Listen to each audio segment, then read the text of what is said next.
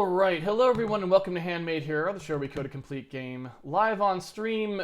Today I wanted to kind of shift gears a little bit because I think we've come to the point, lighting-wise, where we kind of need to get more involved in the geometry production side of things. And so, I try on Handmade Hero to break things up in sort of like to break things up into blocks where it's like if we're doing lighting, we try to do lighting for a couple weeks in a row rather than bouncing back and forth between, different parts of the engine.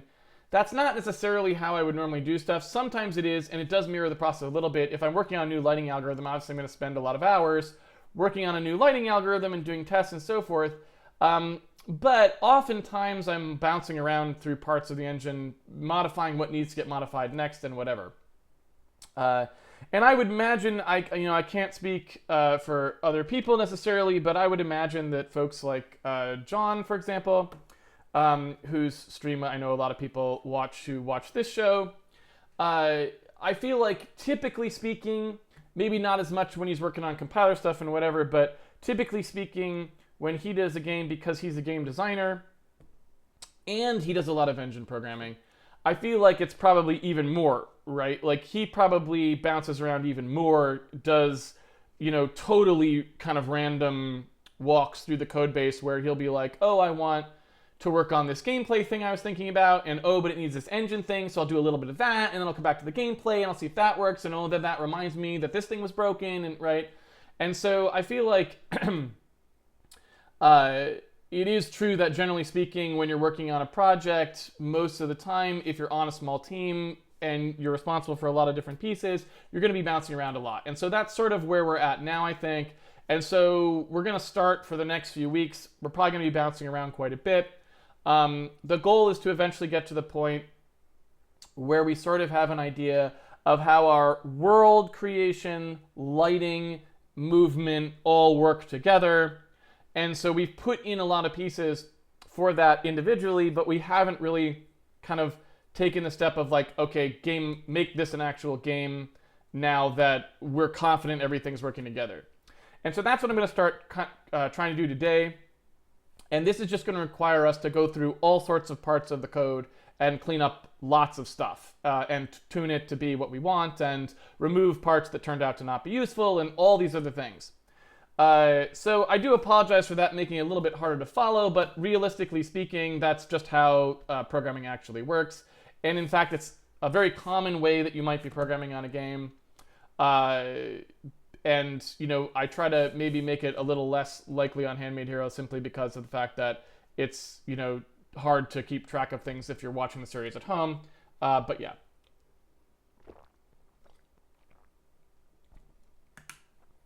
So the first thing I want to do is I'd like to take a minute to go in and make the movement code, and minute, I might mean multiple episodes. I'd like to go in and start to like lock down the movement code a little bit, and I'd like to basically make it so it's easy for me to move around my character. And the character right now doesn't have to be anything in particular. It can literally just be that light source or whatever, but I want it to feel like I think it should feel in the game, if that makes sense. And I'd like to be able to move around pretty cleanly and have the camera follow pretty cleanly.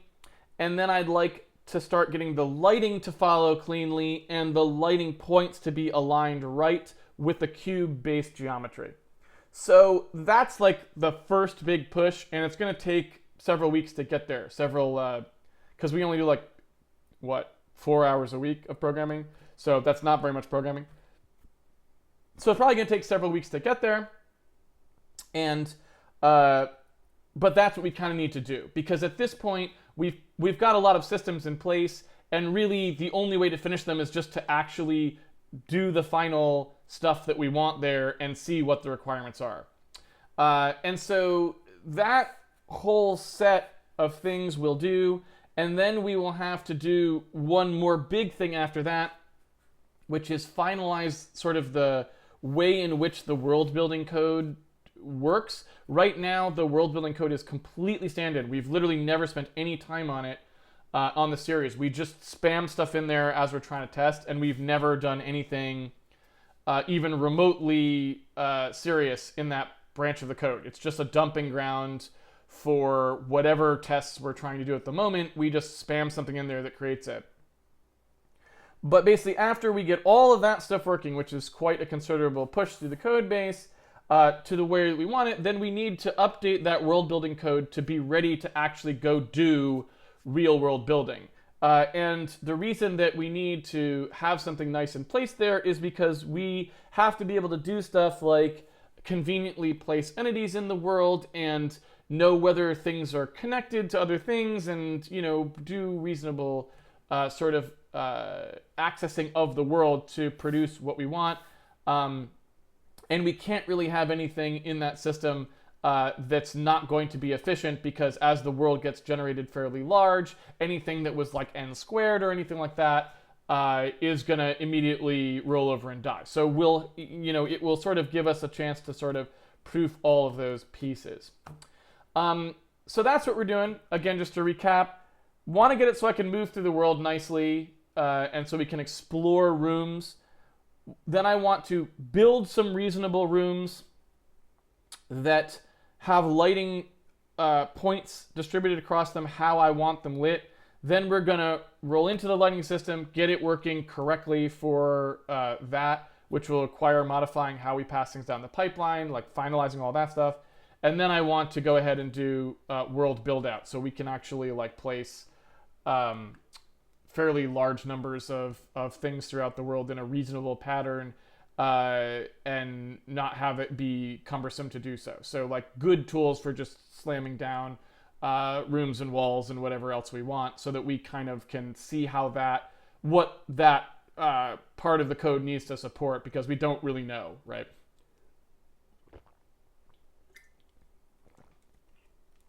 Until you start generating something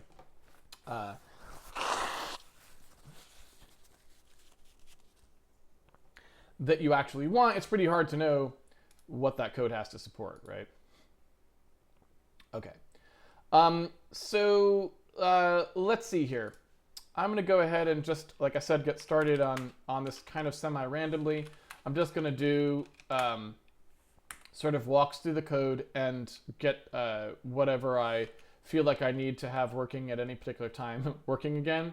What I will do temporarily is I think I'm going to go ahead and re-enable. We had like a little stand-in player there.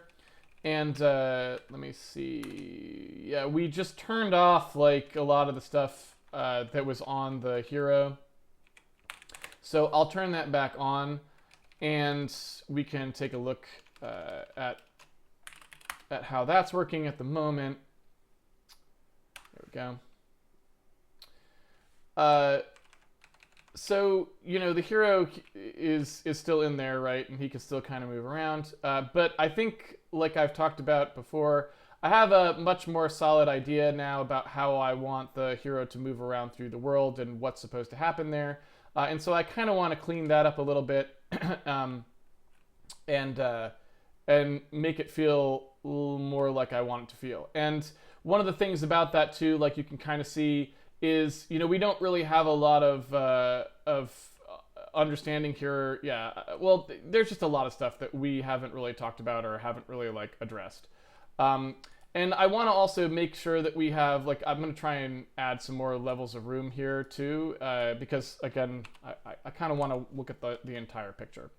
So I'm going to go ahead and add some more rooms in here. Let me see here. So it actually looks like we've added quite a few rooms, but I guess, right? I mean, we're adding quite a few rooms here. Are the rooms just above us? I guess all the rooms are above us is what actually is going on. So does that mean that if I came over here and tried to jump onto this thing, I don't know if we actually can. But does that mean I can kind of come up here?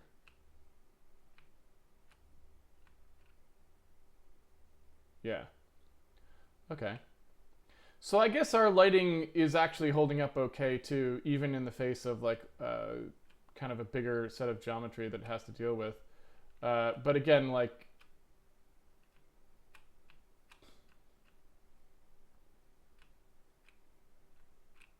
Okay. So yeah, so that seems fairly reasonable, right? Like, and so I guess we've got a bunch of rooms stacked on top of each other now, which is pretty easy to test with. We do have a few weirdnesses here with just the height of things. I think we decided that this was roughly how high we wanted things to be. So maybe that's fine. I don't know. We'll have to take a look at that later too. It's a little hard to see how stairways work here, so that's, you know, maybe something we need to take a look at. But anyway, so what I want to do here is just make the movement code a little bit more solid in terms of what I can expect from it. So originally, the way that I was thinking that the hero would move, like way back when we first wrote this code, was I kind of assumed that what I would want is sort of maybe a continuous sort of motion for the hero. And you can kind of see that that's what we have at the moment. Like there's basically like you move the head of the hero around and the body just kind of follows after it. And while I'm while I'm okay with the feel of that, what I sort of was thinking when I started sort of closed in on some of the design things that I was like, well, how do we want to actually do this? I was thinking that I might just want a more tappy feel for moving around. Because as I've been sort of like into the more block tile-based sort of aesthetic, I feel like you might just want to click to move to the next square. So like if I just tap, like that, I just want to move from square to square to square and have it be fairly precise. Now, obviously, I'm not sure if there are maybe some downsides to that. Like, I don't know if maybe that becomes too sort of onerous as you're sort of moving around. Like, maybe it's just too clicky. And I don't know if there's a lot of precedent I can look to for games of that nature, because usually you don't click to move square to square.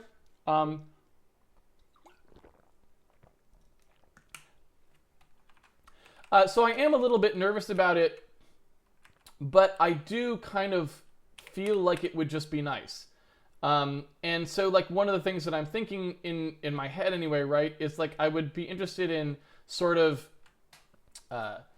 when you're doing sort of fighting style things to like think about moving like quickly, like I can click like AW and know that I'll be exactly on this square. So like AW click for attack, and it would go like here, here, and then punch that way, right?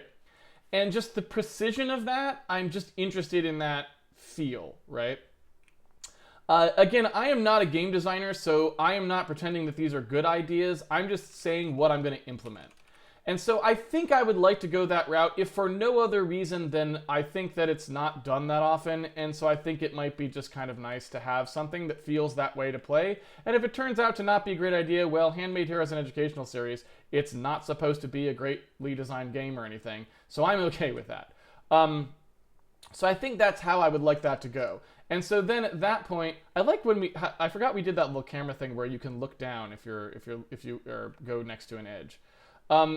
So I would like to sort of get that stuff working a little bit more, and just kind of have a nice sort of snappy feel to it.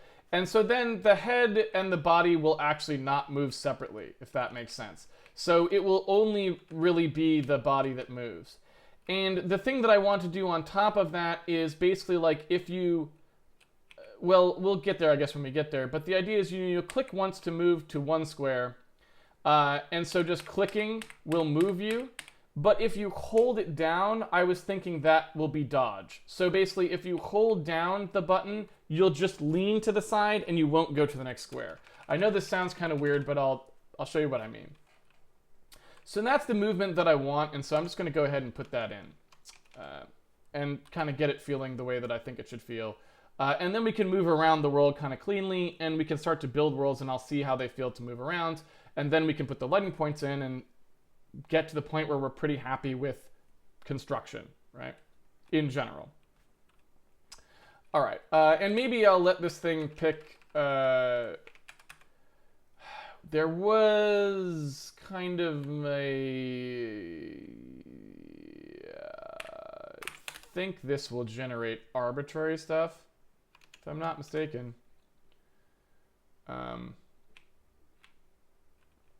Right? Yeah. So these rooms are too big and they don't. I forgot we have a bunch of stuff. So this is yeah. I mean, this is long overdue because if you look here, we don't zoom the camera out far enough to see this whole room, and that was the thing we had in there. But then when we did some of the other camera stuff, we'd never really re-enabled that stuff, right? So yeah, this'll be good. All right. So first things first. Just gonna look at the movement stuff, and then we're gonna look at the camera stuff. Then we're gonna look at the lighting stuff, and yeah, then we look at the world building stuff. It's one thing after another until you get there. So inside our entities, if you remember the way that we were doing this, and you can see this when we did, oops, if I type correctly, you can see it even better. When we did add player, there were a couple different entities that were sort of involving the player, right? The body, the head, and the glove. Now, we don't have to undo that. We can still keep this basically the same way. And, you know, maybe we want to because maybe there's some weird spells you can do that, like, detach the body from the head. I think I mentioned that before. So, these can be different. That's not the end of the world. But regardless of whether or not we merge those into one entity or leave them as actual separate entities, where, you know, they're each kind of different, one of the things that I want to do was to make it so that the movement always is coherent for the body and the head. So I don't want it to be that the head moves and the body tries to keep up with it. I want it so that the movement decides what's happening and then both are tracked with it directly. Now, I believe we have a specific update call for these two right here. And where is it? It's in brain, right? Yeah. So you can see here we've got this brain hero, right? And here's that code right there, which is kind of huge at this point. So I might go ahead and pull it out. I don't know why these are marked as inline, because I can't imagine the compiler would care one way or the other whether there's a jump in there, but yeah, who knows. So I'm just going to put this out here.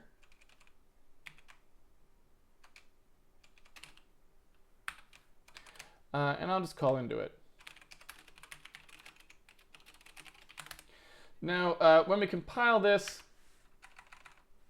you can see here we've got a bunch of stuff that we are then going to have to pass into it. And this is just basically going to tell us what those things are. Right? The compiler is going to tell us, when I cut and paste that code out, what the stuff from the previous one was that it depends on. So you can kind of see here we've got the brain part here that was getting passed in. It's right here that we're going to need. We're going to need that DT as well. So I'm going to go ahead and put those in here. You can see that it's looking at the input layer. Oops. Where'd that go? Yeah, there it is. Grab that out here. So we're going to need that as well. I don't know that we need the entropy at all for this guy, but maybe we do. And the game state.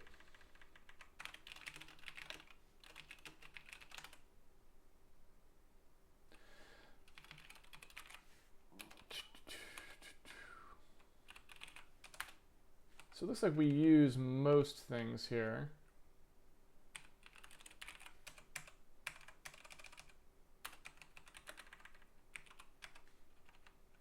That we pass in.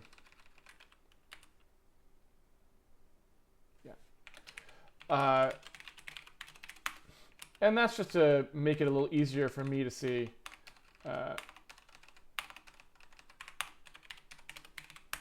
What's in there, because it's a lot of code at this point. All right, so taking a look at this code, we have a bunch of stuff going on here. And you can see that we've got analog control versus digital control.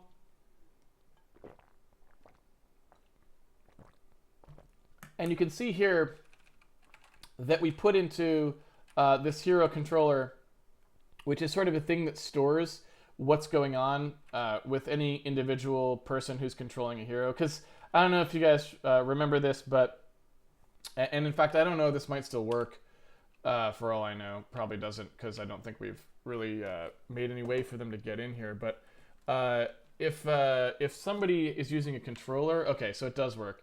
So if someone's using another controller, they can just join the game, right?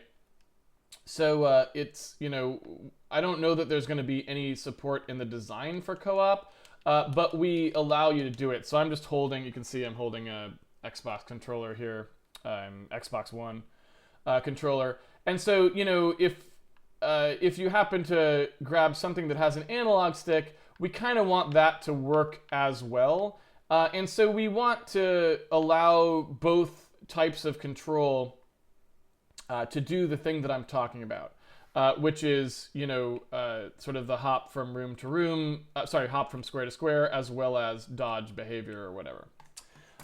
So let's go ahead and figure that out. We'll start with the digital version, and we'll go to the analog version after that. Now, one way we could do this is to keep going the way we were going, which is to say that we just set a DDP value, which is basically saying, here's the acceleration. We're using whatever the control stick says, and then if it's digital, we're just stuffing it with whatever we've got here. And that's a pretty reasonable way to do it. I just don't know if we want to be more specific than that. I don't know if we need to, yeah, I'm just not 100% sure how we want to make that work. So for the moment, I guess I would say let's leave it this way, and we'll kind of just, we'll see if we need to push up into that code and change and give that code more control later, because that's mostly... that's something I really don't know until I actually write the code below, whether it's sufficient to just look at a DDP value, right? And again, DDP is just, I'm just using that. I typically use P for position, DP is velocity, and DDP is acceleration. It's just position, first derivative of position, second derivative of position, right? So P, DDP, DP, and DDP. Mostly because you can't write prime, right? I can't do, oops. I can't do like P, P prime, and P double prime. Those are not, you know, things you can do in C. So DP and DDP are another way to write that. Okay, so if you take a look at what's going on here, you can see we've got the hero spawning code, and that was the thing that allowed the hero to come into play before. So when I hit start on the controller, this is what executed. So we don't really need to worry about that now. Obviously, eventually we'll have to do something smart here. I don't even know if we're going to support multiple players. I have no idea, right? So that's like way down the line. This is for handling the sort of swipe glove thing, which we haven't really worked on yet, but that's, you know, when we want to start doing attacks. So we don't really care about any of that either. So once we actually want to start working with this stuff, what I want to do here is differentiate between the two cases and see, so what?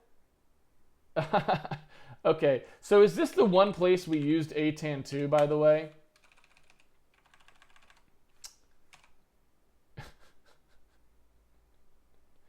Yeah, it is, basically. Oops. So one of the interesting things about this is we were looking at replacing the C runtime library, and Andrew Bromage, pseudonym 73. Sorry, Andrew Bromage. I said that wrong. I love the pronunciation of his name. It's like homage, basically. Anyway, Andrew Bromage was looking at how to replace the sine and cosine stuff, and he showed us on stream some ways to do that. which we should do at some point soon. But then he was like, I don't know about ATAN2 because you don't really use it. And I was like, yeah, you're right. We don't really use it. We are only doing the facing direction stuff here with it, which we could easily have done in a different way. We could just look at which of these parameters was greater effectively and just use that. So we should probably get rid of that ATAN2 entirely. It's really not necessary, so that's something to be thought about at a different time. Anyway, so what I want to do here is I want to differentiate between the case where we're moving just ahead. So basically, if we're doing a head and no body, or a body and a head, which are the only cases I think that we will support. So in this case here, we want to basically say, like, if we have a head and a body, right, then we're going to do some extra stuff. And in fact, I don't know, yeah. I'm not sure exactly how I want this code to work. So we gotta, yeah, I'm gonna have to kind of take this one step at a time. But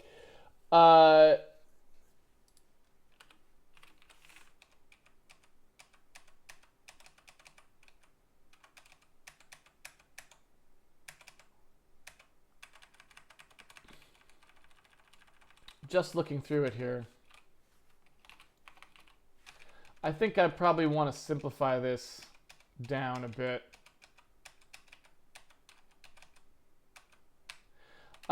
Because it's just like, until we actually know that we need to ever do it separately, we shouldn't really have to worry about that. So at the moment, I think I'll just mainly collapse most of this, and then we'll worry about what happens without it later.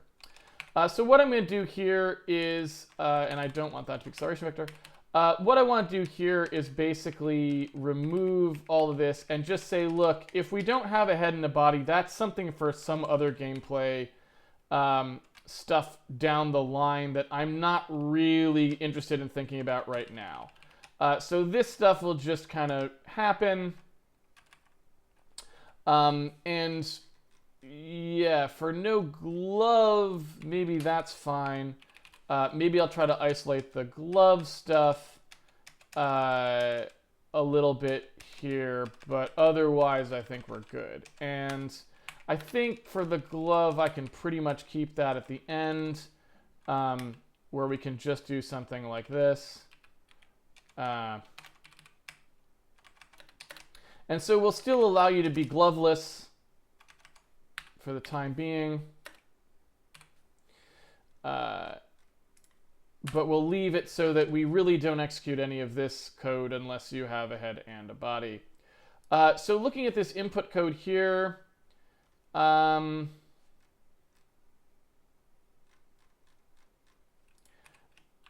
the body get referenced in here anywhere? It doesn't. So one thing I might do, the head is all that gets referenced here. You can see that happening. I might just move that stuff down. So it's a little easier to see that it's really not supposed to be happening other than in here, right? And similarly, the glove part, we could also move to right here. So now I know that, like, nobody is doing anything with those things. So I'm not sure what this was exactly.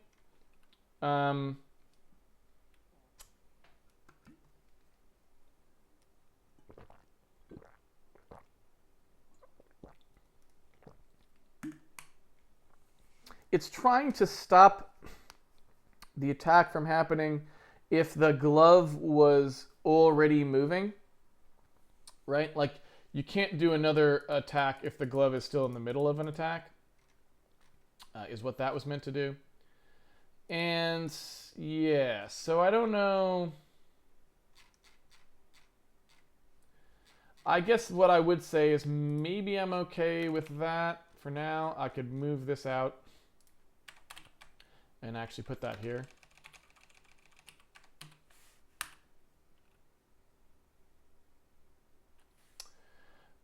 And we'll leave that for now. Okay, so this will not change anything that we did, right? We're still just kind of moving the old way, and everything is the same. Now, what you can see here is the way this was working is when you do a head motion, the head was just getting accelerated along. And then it would look to see if the body needed to go towards where the head was by looking at wherever the closest traversal was to where the head was currently floating. I don't really want to do that anymore. What I want to do instead is when you are in the middle of so let me draw this out so you can see what I'm talking about. Get some Milton going here.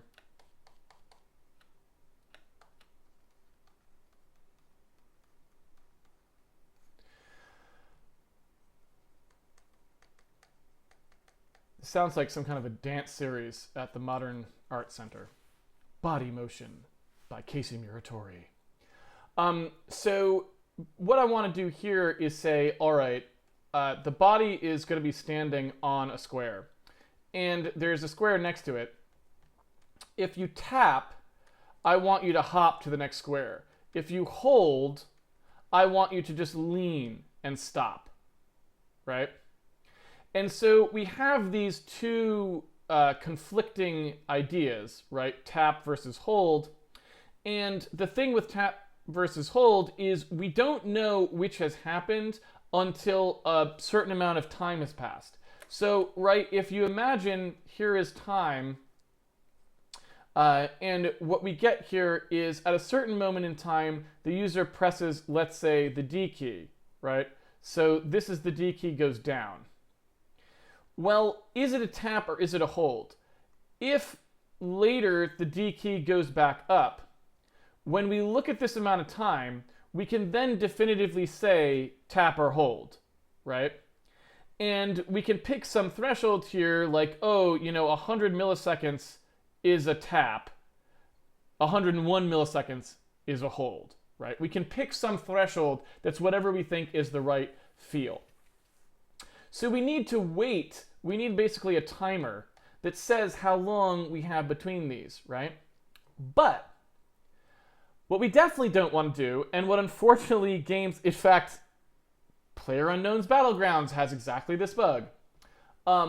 We don't want to wait 100 milliseconds to start taking action for the user. Because in an action game, we want to take action as soon as the user does something. So if the user is trying to tap to move to the next square, they want to move to the next square right now, right? But we don't know whether they're trying to move to the next square or dodge. So what I want to do is I want to basically have the first, let's say, 100 milliseconds, which is 1/10 of a second, right? I want that to respond immediately, and I want it to be ambiguous as to which is happening. And then if you let go of the key within the 100 millisecond window, then your character will hop. So he'll kind of like move to the side a little right when you push to give you instant feedback that it is happening. And then you let go, he'll hop, right? You hold down and he'll just crouch into it. And so again, you really want to make sure that you immediately give the player some control effect right away. Otherwise, the controls feel laggy and unresponsive. And that is not a good action game feel, right? This is not a competitive game, so it's not like it's making Handmade Hero not esports ready to not respond or something. It does make PUBG not esports ready, in my opinion, but that's a separate thing. But what it does mean is that the feel of the action game is important, because whether or not a player is having a good time has a lot to do with how the controls feel. So we don't want to be in a position where we're not giving them any feedback that they actually started doing the action they're trying to do. And so all we need to do is start an action in that direction, and then when they either release or don't release the key and we definitively know which one they've done, we'll commit to this particular animation that shows them the activity that they actually were trying to do. So what I want to do here is in the sort of in the code, I want to have that timing occur, and I want to manage that timing based on how you're pressing the keys, right?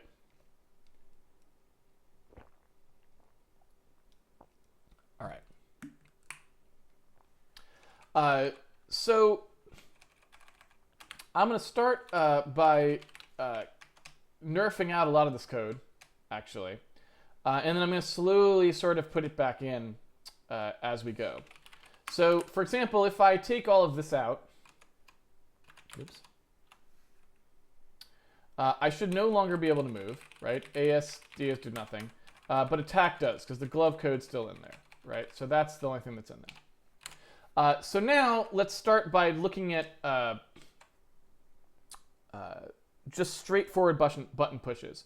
And what I'm going to do is I'm going to assume when the user presses the button that they are always going to jump.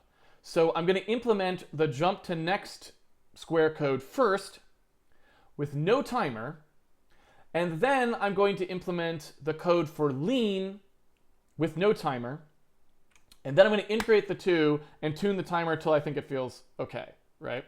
Because we know we need both things, and so I'm going to write both things so I can see how they look, and then I'm going to merge them together, rather than trying to write them both at the same time, which I think would just lead to more confusion.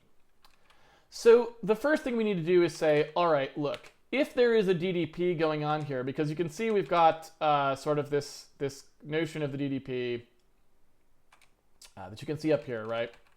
And so I need to figure out something that tells me whether or not we think we're doing an actual motion or not. And so I think I'm just going to use like how lengthy is this, how much movement am I actually getting? Like what's the distance that I'm actually moving the stick?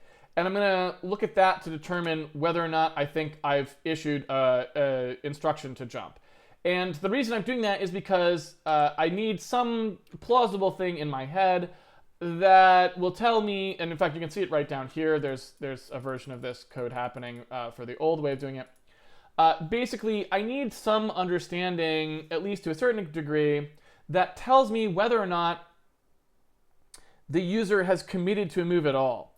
And if we're playing on a controller that's like an Xbox controller, the distance that they move the stick may need to be a certain amount before we ever want to consider it. Because a little bit of motion, maybe we'll let the head dodge move with that little bit of motion, right? But the hop is never going to want that. So the hop is only ever going to happen if you've moved enough in a particular direction. So the first thing I'm going to do is effectively do this part right here where we're doing like a length squared. So I definitely do want this part of the code to come back up and say, all right, here's the DDP that's happening. I'm going to take a look at that length.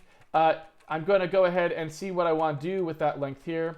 And so you can see what's happening where I've got the DDP length greater than 1.0, and then I do some stuff with it, and blah, blah, blah, blah, blah, right?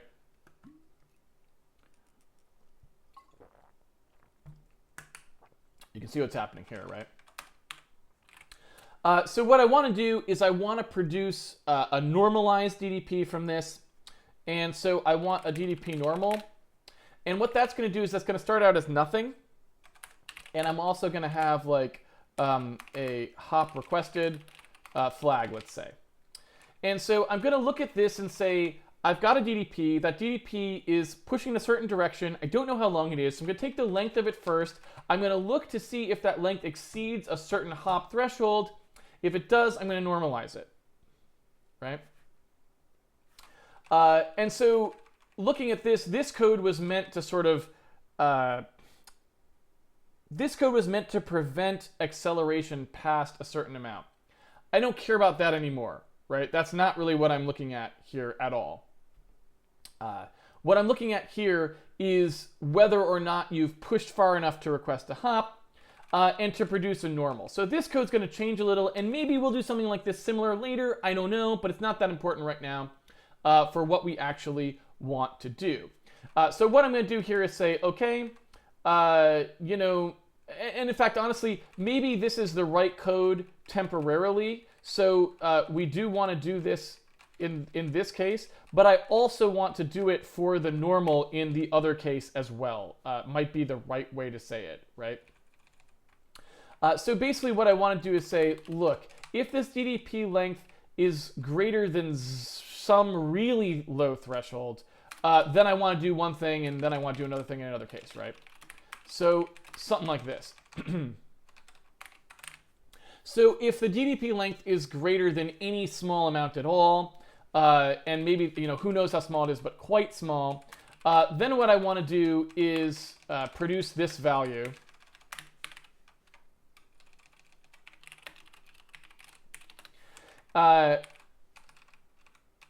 So maybe like the normalized coefficient is going to be 1 over the square root of whatever this length is, right? And then what I want to do is say, well, the DDP normal is always going to get, well, it's not quite that. Let's do it that way. The DDP normal is always going to be a normalized version of the direction we're going, or 0 if there wasn't one, right? And then if the DDP length is above a certain amount, then I'm going to also normalize the DDP so that it can't get longer than 1. Hopefully that makes some sense. Okay. So that's all I wanted to do there. And then for my hop requested, actually, this becomes fairly simple. That's just if the DDP length, like the amount they're pushing the stick, is greater than some amount that I think indicates that we're definitely trying to move to another square. I don't know how much that should be. Let's say that it's 0.5 for now, but obviously these are all tunable, okay? So that gives me like an entire sort of, I'm not sure how to say this. That gives me sort of an entire set of information about what the control stick and or keyboard are trying to do at this time. And now what I want to do is I want to show that in some way that I can relate to pretty easily. So what I'm going to do here is actually peg the location of the head. I'm just going to literally put it at whatever that thing was. I'm going to put it at that offset to the body, right? So you can see in here, there's ways that we're saying where the head should be, and you can see a bunch of that information here, right? So you can see, for example, let's see where we've got head P settings. Head P equals.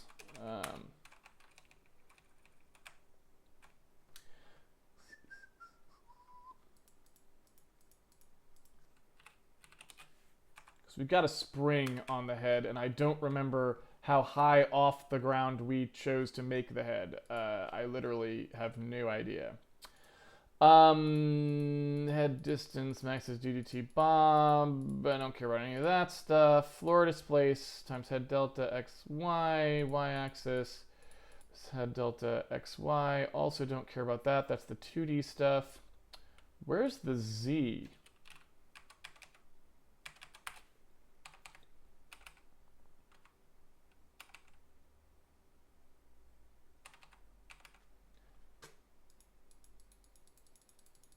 Love that, don't you?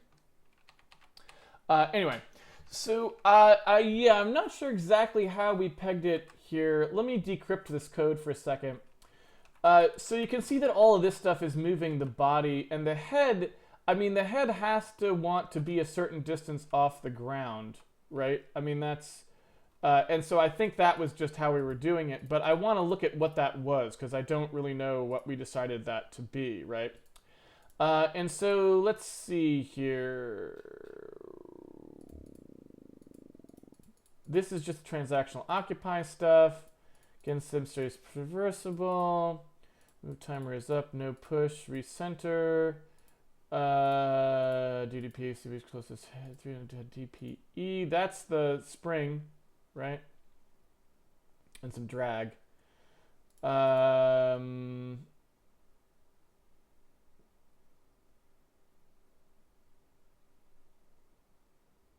You know what? I guess we just leave the head's point on the ground.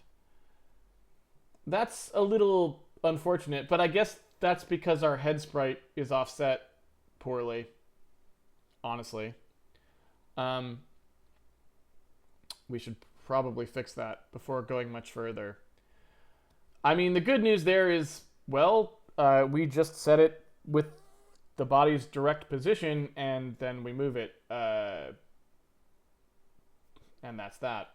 So anyway, if we want to do that, that's pretty easy, right? So all we have to do is then say, okay, the head P equals the body P plus the whatever the actual DDP here value is that we're looking for.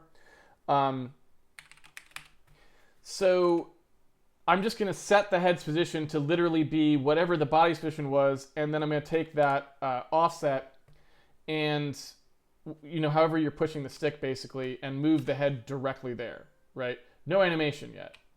So I don't know if you can see this, but right. And so if I start this other guy with the analog stick, you can see that, well, you can't see me moving the stick, but you can sort of imagine how I'm moving the stick. You can see that, like, as I move around the stick, the head just moves exactly as you would expect it to, right? And that's just me verifying that that code is working properly, and also verifying that commercial joysticks have really crappy pots in them. But yeah. So anyway, looking at that, that is exactly what I wanted, so I know that that's working relatively well now. And so what I want to do now is look and see, when we request a hop, I want to look to see where I could hop to, and then if that is unoccupied, I'm going to move the body there, right? And I'm not going to do any animation for that yet. Well, I guess, you know what, since we've already got a thing in there that does the animation, I guess I'll leave it in there, because I suppose there's no reason not to leave it in there, but yeah, there we go. So in this case, we'll take a look. The body movement mode equals movement planted. We could make this a little simpler by saying, look, don't bother looking for the closest traversable if you're not, we only really need to look if we could move right now. So let's go ahead and actually look for the closest traversable first. So we'll get the closest traversable to wherever the place we want to look is. So call that hop target P. If we found one, then what we'll do is we'll say, look, if this is a place that we can go, then we will try to go there. And if we can, then we will set our movement request to be that we want to hop from this square to that square, right? And so all I need to do here is say, look, if there was a hop requested, and what I could do is say, look, let's roll this into there. So, there's only a hop requested if we could request a hop, meaning we're not already in the middle of a hop. And we're going to want to tune that a little bit. We'll talk about that later, but we don't actually probably want you to have to finish your previous hop before requesting the next hop. So, I'll make a note of that. That's, again, this is, I've said many times, I'm not a game designer, so I am not trying to tell you anything game design related. I'm just trying to tell you game implementation related. The feel of controls is important, and the player doesn't want to have to wait till the full height of the hop has completed before notching over to get the next one necessarily. So if they're just about to land and they notch left again, like they hop left, they want to hop left again, you want to let them have a little bit of leeway there. Now, you don't want them to have all the leeway because you want them to have the ability to change their mind. So if they click left twice in the middle of this hop, and then like by the time they land, there's like a monster there and they really shouldn't do that, you don't want to remember that hop and force them to hop, right? So you need to basically pick what feels right when you're playing it in terms of what's good for forgiveness, but not something that feels very laggy, right? It's got to be that nice middle ground between the two of those. And so that's just something that you need to make sure that you've polished when you get the code right. So anyway, in here, we've got the hop requested code. If we're going to request a hop, then what we're going to need to do is build a hop target. and the hot target is going to be wherever the body is plus the delta.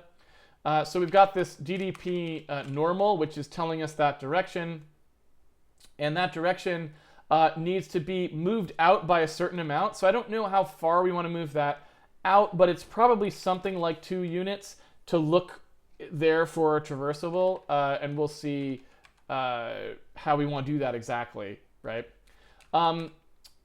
And yeah,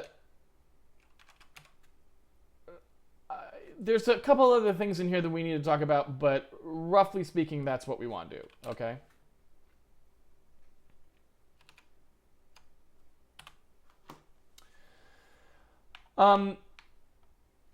So you can actually see that this is sort of working now, right?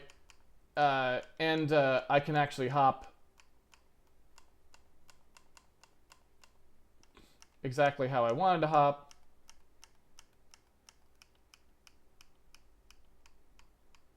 And the hop takes a little too long.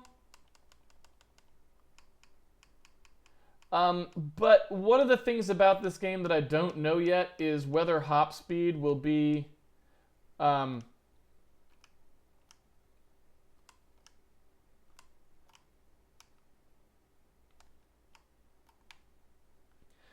so yeah, well, there's a lot of things. So first of all, I don't know whether you'll be allowed to hop diagonally, but I suspect the answer is no, so I probably have to get rid of that.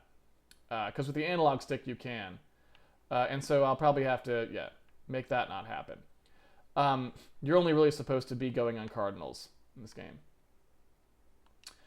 So that actually feels very good right now, actually. It feels so much better than the old way. It's kind of a little bit frightening to think about what a small change can difference. What a small change, I'm trying to say that. How much difference a small change can make in terms of whether you want to actually play something or not. We got to fix that camera. It doesn't understand big rooms for some reason now, and that's like, yeah. Yeah, so anyway, sorry, I'm getting distracted by the fact that it's kind of fun to hop around now. Anyway, so there's a couple things that I don't know about. So just playing with this, and I really want to emphasize that every step of the way that I'm not a game designer, so please don't take my advice on anything game design related. I will say that repeatedly every time we're working on anything that's game design related. So I'm just calling it like I see it here as a player of games, and that is that, and I'm hearkening back to something that a good game designer said, which is John Blow. He often says that like the important thing to do is you have to like experience things and follow them, right? Rather than you can't always be going towards a goal that you've predetermined. You have to be willing to follow what feels right in an experience. And he could say it better than I could because it's his idea, not mine. But one of the things that I'm just noticing here is like, I wanted you to be able to do that kind of dodge by just holding down the button, but it feels nice to hop. Like, it feels nice to be able to hop by holding down the button, and so that's making me reconsider what I was going to say about holding to dodge. It's a problem because I wanted you to be able to dodge without moving. But maybe the game just needs to not do that. I mean, maybe the dodge is like left and then you come back. You go like that, right?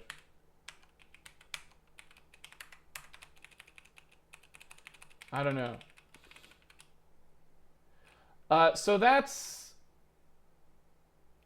a problem. Because, yeah, I feel like now I want to be able to hold down the button and go. So I'm not sure how you would dodge. Yeah.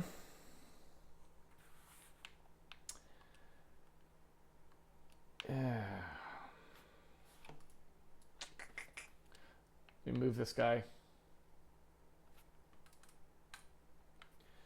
So yeah, I'm not sure how you would dodge at that point.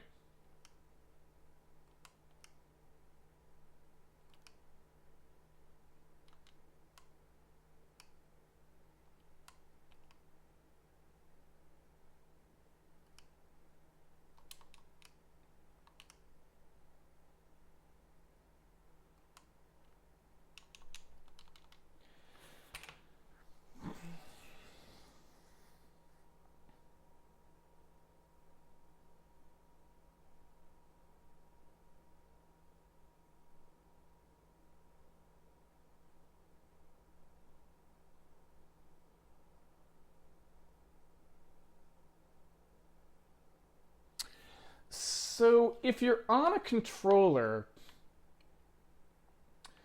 I think it would be pretty easy. Which is to say, you just have a clutch, I suppose. Like maybe like the trigger, for example. You just hold it down, and then you'd let the head dodge. On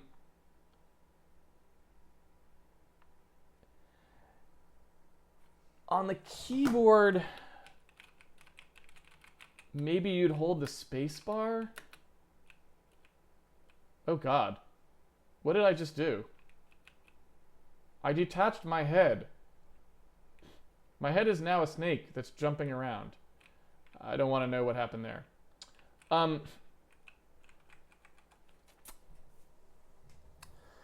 So the keyboard's a little bit of an issue there. You know, shift and space, I suppose you could have either of those two do that.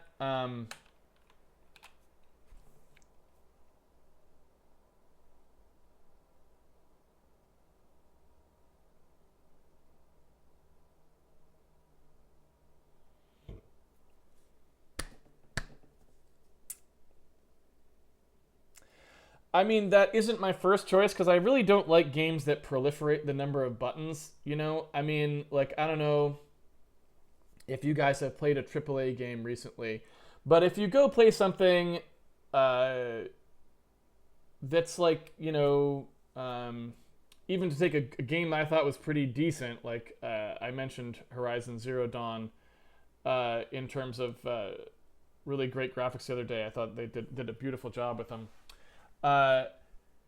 You know, there's like this orgy of controls that happens, and like every last thing on a controller is mapped, and like you're in the middle of a battle, and like you're pushing like this button and that button down as well. Like the actual push button version of these is happening. Both bumpers and both triggers are in play. The D-pad and the, you know, and it's nuts, right? And like, I can usually manage it because I've been playing games all my life and I get used to it and it's okay, but still kind of annoying. But then, like, you know, you hand that controller to someone who just wants to play a game, who easily could have played like Super Mario Brothers because it's like a D-pad and two buttons, and like, forget it, right? I mean, it's nuts how many things, if you haven't played a recent game, that you do. And so I don't want to end up in any kind of scenario where there's all these buttons. But given the fact that I can't think of any other way to do it, I could see allowing one clutch button for dodge. Because it just seems like it's going to feel better. And I think it'd be pretty easy because I could make basically anything on the you know, left or right trigger or bumper, all of those on this thing could all be the clutch. So anything that you hit was fine. You didn't have to be specific about it. I don't know. So that's a tough decision. Again, that's really the kind of thing that I think is more appropriate for a game designer to be worrying about and not me.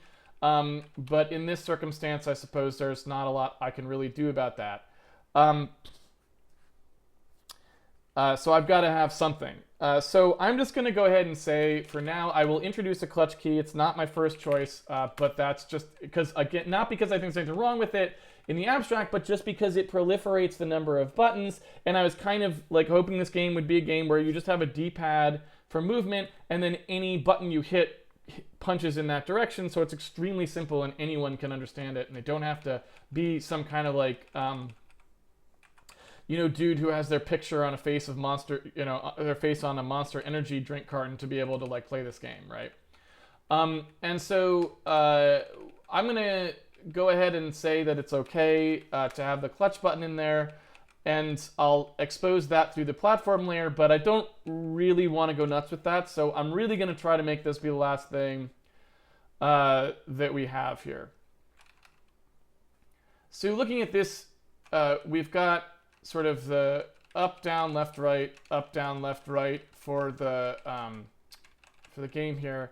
We got the shoulders, the shoulder buttons there, and then we've got this button state. So I don't really know. It looks like the sort of triggers uh, are not mapped, right? Um,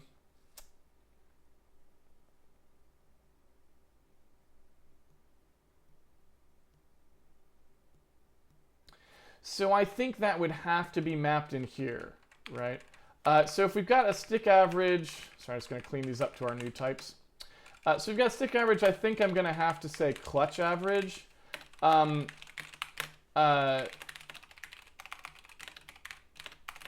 just point out it's like e.g. Triggers or spacebar.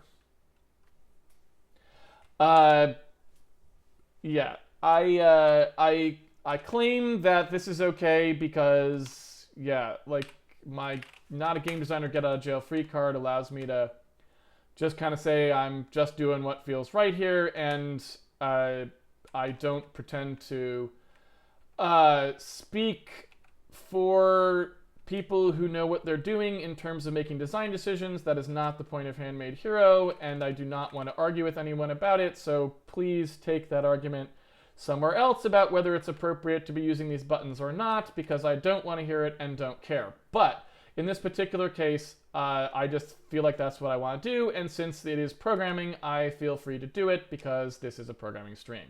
So, in here we've got how the D-pad is coming out, and you can see here that I'm going to switch over to here because it's code that's kind of going behind my head too much, and it's making it hard for me to see it as well. So I'm just going to look over here.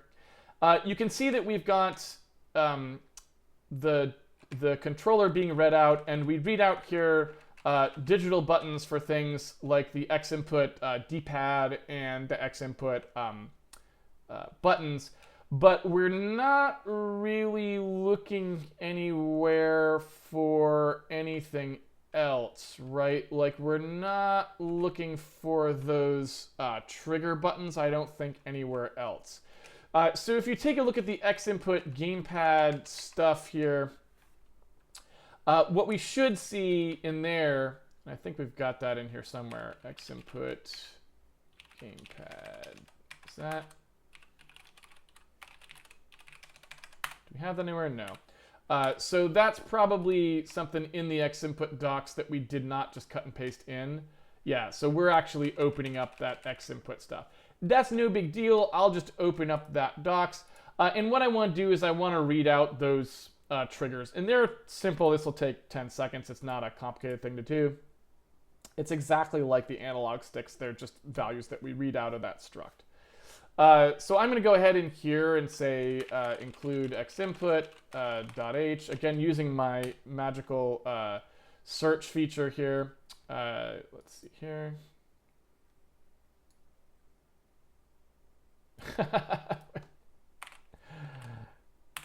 Include. And then, so all I'm going to do is just say, look, tell me where xinput gamepad is using like the browse info here. So you can see here, here's the xinput gamepad. You can see the thumbsticks are here, and those we are looking at. And you can see that those are signed values, so those are actually shorts. So that's because, you know, the X position goes negative, positive, so they just decided to represent it that way. The triggers can only go down, right? They can't go up from their rest position. So they chose to represent those as purely unsigned values. Those are unsigned values that just go from 0 to 255 at maximum push.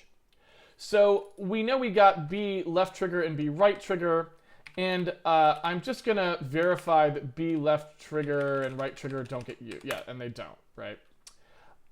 So we're not using those currently, as I suspected, so I am going to go ahead and just use that now for that purpose. And you can see here we've got the stick average stuff, process stick value. We've got a dead zone in there. And that's the dead zone for the, that's the dead zone that's prescribed, do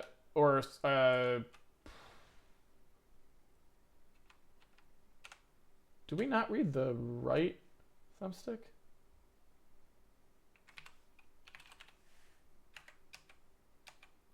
Yeah, I guess we don't read the right thumbstick. All right, well,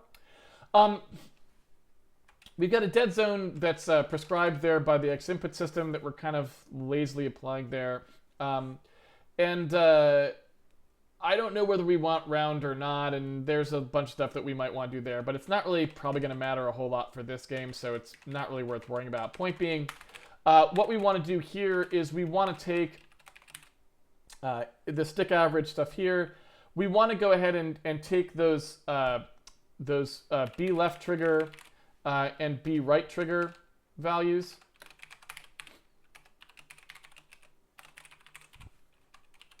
Again, these are bytes. And what I'm going to do is, since I don't care which one you're holding down, and I want you to just use whichever one you feel more comfortable, because they're not going to do different things. It's the clutch button is whichever one you want. What I want to do is I want to make it so that whichever one you're pushing, if you push it down far enough, it works, right? So what that means is I don't want to add them together, right? Because if I add them together, then pushing either down just a little bit might result in a clutch. And that's not what's supposed to happen, right? What I want to do is make it so that if either one is pushed down far enough. So what I want to do is look at whichever one's pushed down the furthest, look at that one.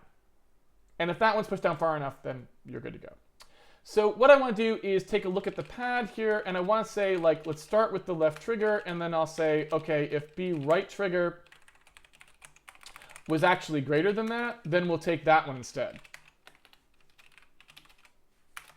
Right? So I just take whichever one's bigger, and off we go. So then from there, I'll say, all right, on the new controller, we now have the clutch average. It's not really clutch average, it's clutch max. So because that's what makes more sense in this case.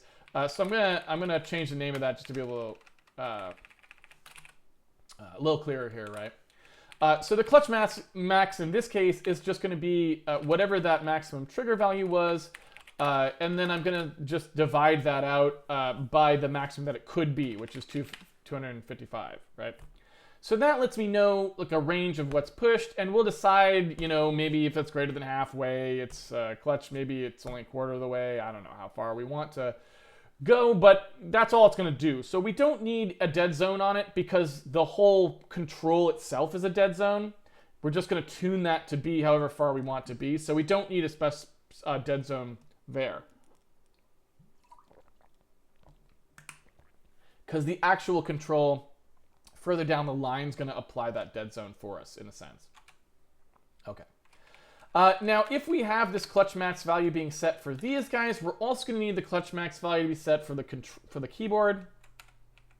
So because we need a way of having that happen as well. So we've got a spacebar situation here. So I'm going to take a look at where that happens. So you can see VK space here.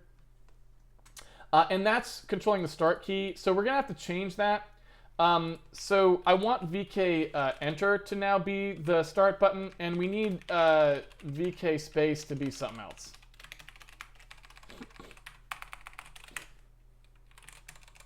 So hitting return will start because the space bar is now going to be clutch.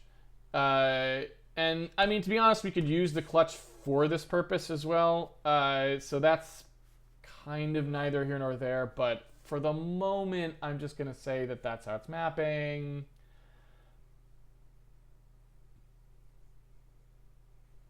So, VK space will now do processing on the...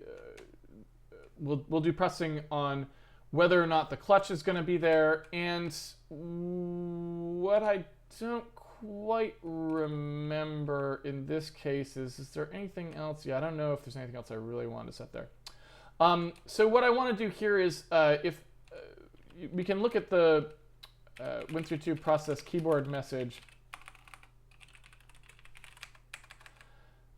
bit here. You can see this like this half Win32 process keyboard message, this half transition state stuff. We don't actually care about that very much. So what we really want to do is just cold set the keyboard controller so that the clutch max value is just whether it's down or not. So if it's down on any given frame, it's at full clutch. If it's up, If it's not down, it's at no clutch at all, and off we go, right? Is it VK return?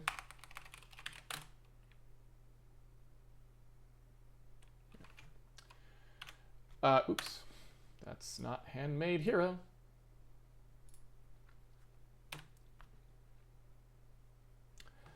Right. So in theory now, we're good to go on that, and you know, in theory, there is the clutch value now. So if I am like hopping around, now what I want to do is make it so that the clutch value would switch me to dodging. So I'm going to go ahead and do that. I'm going to go in here and take a look at inside the brain code.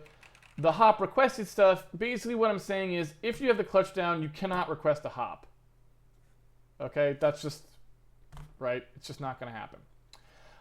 So what I want to do is say, all right, hop requested has yet another thing on here, which is that, you know, the level of downness of the clutch will control that. So what's the word I'm looking for? Dodging, maybe. So dodging will be false.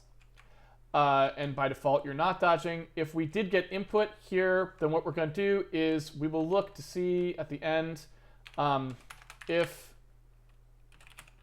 whatever the controller is doing here, controller, yeah. Whatever the controller is doing here, if I take a look at clutch max, if that's greater than whatever, I don't know what it is, then dodging is going to become true. And so then when we get down here, we can just use, we know we'll set that to something intelligent up there eventually. And so from here, we can just say, look, if you're not dodging, then we can do the stuff we were doing before. Otherwise, you're going to stay in one place. And now I can test to see whether that's actually working. If we flip back to the game running here, so here I'm walking around, and so when I push down the clutch, you can see now I am just dodging, right?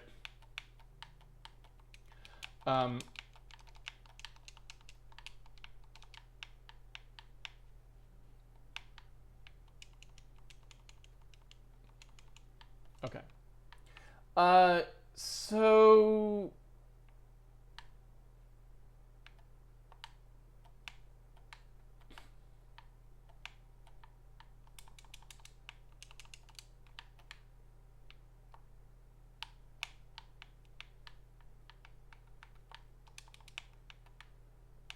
I think that's all fine.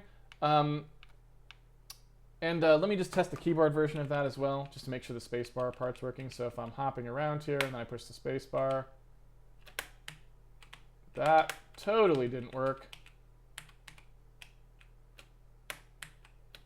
Oh, right. Of course that's not going to work because I actually need to record whether I don't remember what happens to that keyboard state over time.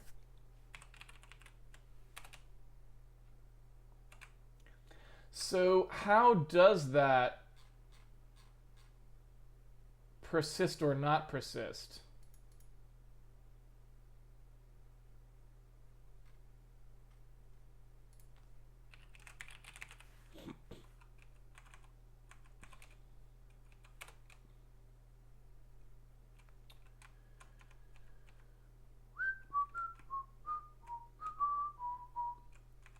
So yeah, you can see here how the keyboard processing works.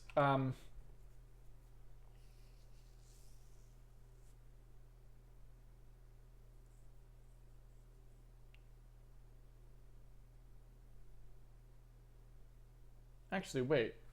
That's not keyboard processing, that's mouse processing. Why is that called keyboard processing?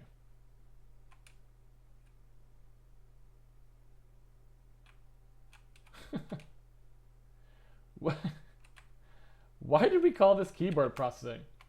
This is mouse button processing, right? I mean, look at it. There's no keyboard processing. Oh. That's Why comments suck? They're always wrong.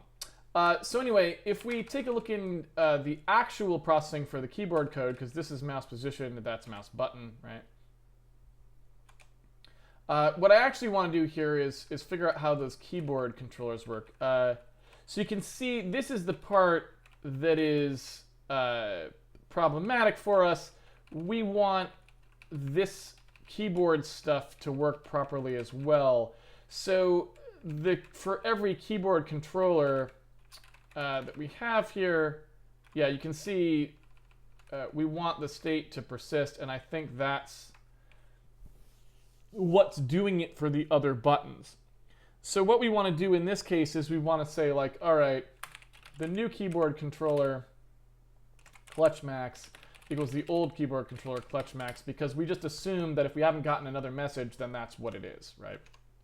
So we need to persist that value forward.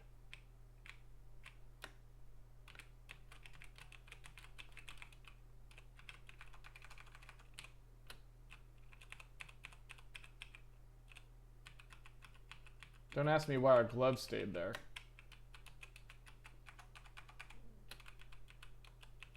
Probably because we don't move the glove now or something.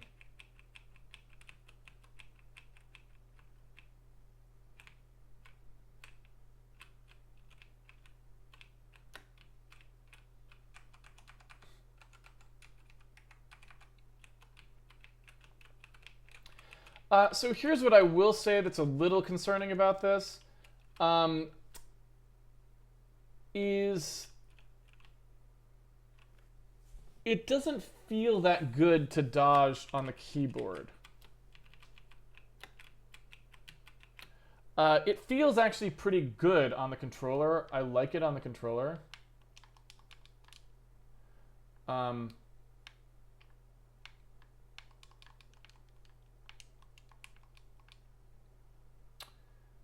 And, you know, maybe that's okay because, you know, this is a game that probably is meant to be played on the controller, but, you know, maybe there's a better way to do dodge on the keyboard. I'm going to leave that maybe to figure out a little bit later. Yeah, that just feels awesome. This game feels really nice with the controller now.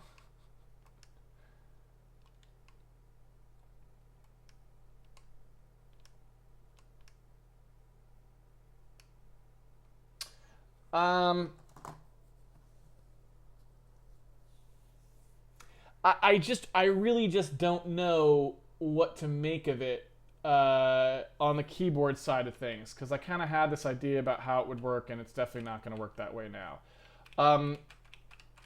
You know, maybe I just give you the option of doing, you know, I'm sort of playing with it here, and like I could see maybe using the right shift key as a clutch as well. You know, maybe if I just give you enough keys, like left and right shift and spacebar are all like clutches, maybe there's always one that kind of feels okay to hit.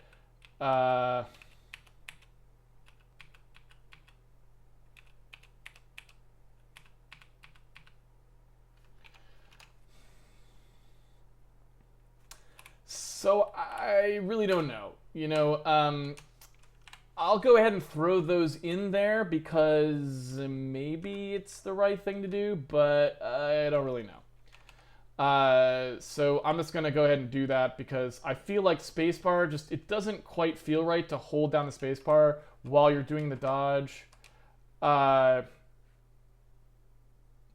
And you know, the other thing you could do is maybe another way to think about dodging would be like if you just like spam, if you hold down like the punch key or something.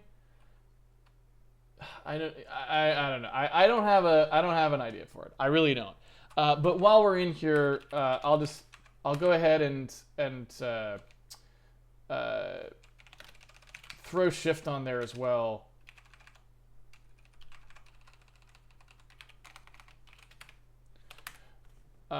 So if you get an up or down message from either of those. Now, probably what I should do is use the state of the keyboard, you know, like,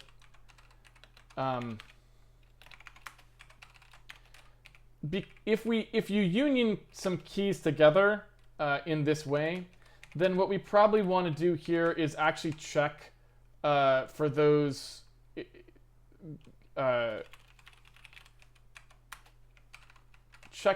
keys here.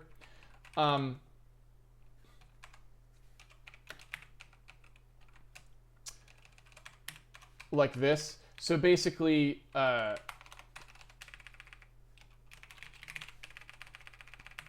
if I get a message for space or shift, what I want to avoid is if you push down the shift key, then push down the space bar, then let go of the shift key, but don't let go of the space bar, that should probably still be dodging, right? So I don't want to assume that the last up message we get means it's up if we haven't received up messages from everybody else yet, right?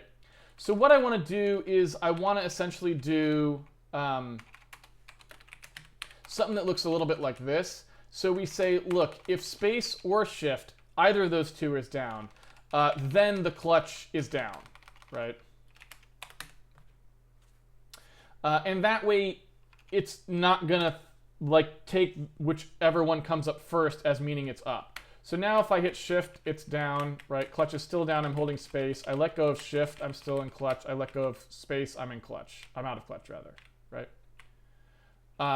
And so we'll just use that for now. And that seems fine. So I'm just going to call that good for now. If you don't like it, call a game designer. That's their job, not mine. And I am not responsible for those kinds of decisions. Now, what I want to do now is allow the dodging and the hopping to work a little bit more fluidly. We don't have to do the thing that I said at the beginning, which is to look to see whether or not a timer has elapsed, because now we're saying, look, there's a button for it. Period, right? And so what I want to do now is just kind of make the feel a little bit more fluid. You'll notice that right now we just move the head and the body doesn't lean.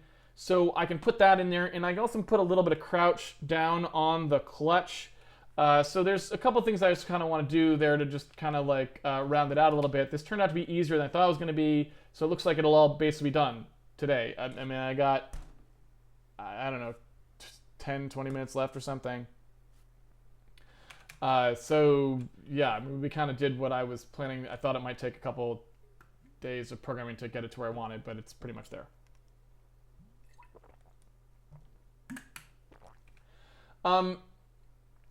So again, so we come on down here, and you can see all this code that's in the if zero. What I want to do is just take a look at the code for the leaning direction, right? And kind of get that bit in there. So when we look at this here, you can see that there was sort of a head distance thing that was getting created here, like how far the head was away, and there's like a bob delta and all this stuff, and a floor displacement, and all this sort of nonsense. And so what I need to kind of do is look at how that stuff was working and just put this back in there. Now, it looks to me like this might be somewhat isolated. Like, I don't know if I can just re-enable like this code, for example, and pretty much be done. I'm not quite sure. I'm going to look and see what I don't remember much of what this stuff is doing. So we'll see. Yeah. So basically the code that kind of stretched him out along the way and did the dodging and so on.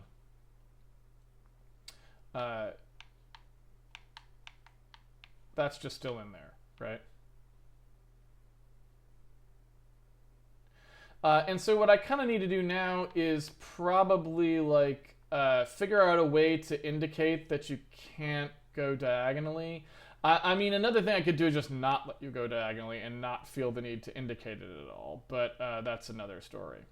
But basically, yeah, this is all I wanted. And we don't really, I think when I got to put some new art in there. This is the old art that's not really drawn at the right perspective.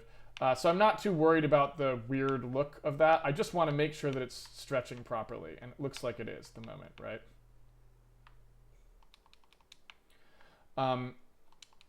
So I think that's all good.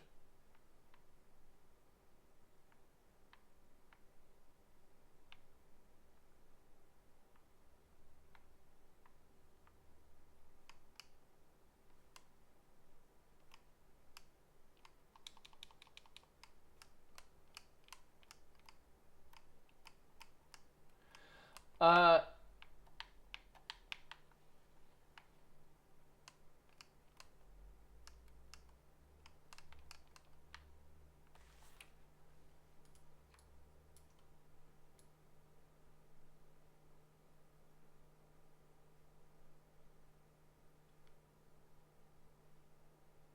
all right.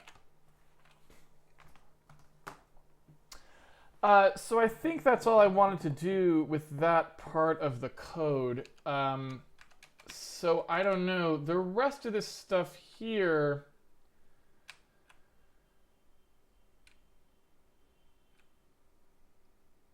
So all of this can just go. Like, I don't care about any of this.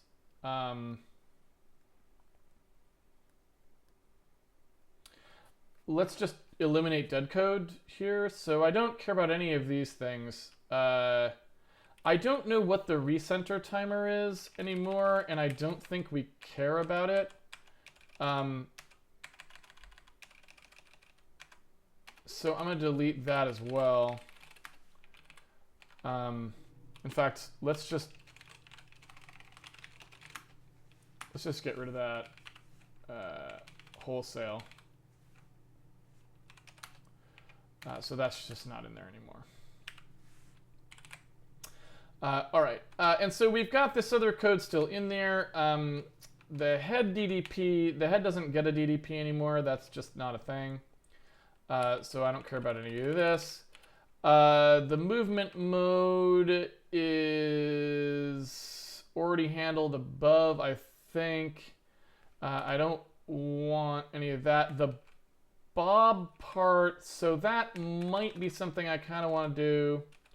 So let me just look. I'm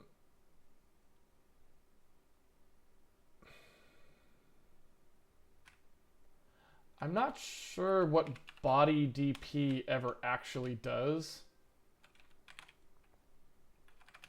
So let's take it one step at a time. I'm going to leave this out for a moment.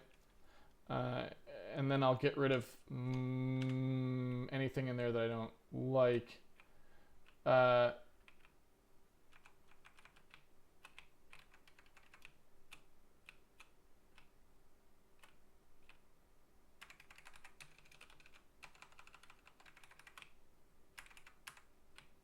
Yep, so that's all good.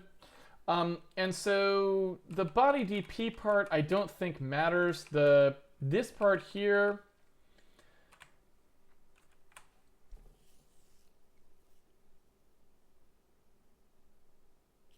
we were adjusting the DDT bob value of the body based on some head distance stuff. And I'm not sure what that really needed to do. So, yeah. I don't think we need that, but let's see what happens with it in the first place. It's just some microcontrol stuff for like adjusting the bounce, I think.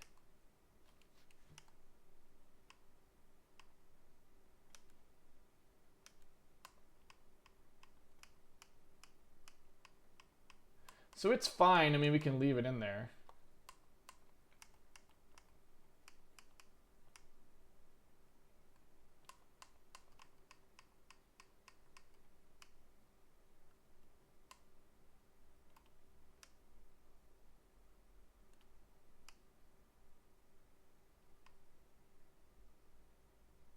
Getting some weird lighting effects on that. I wonder if we have some bugs in there, or if that's just because when this gets far enough away, they're sort of hitting an aggregate light value that is not properly shadowed, right? Like our aggregate light volume stuff is probably a little bit bad, you know. But occasionally I see some lighting happening here that probably shouldn't be happening. Not sure how concerned I should be about it, but anyway. So that seems fine anyway. So I think that's all fine. What I do want to do here is look at the DDT Bob stuff. I want that squishiness for the dodge. I want that to maybe be a little bit related to clutch max. So yeah, like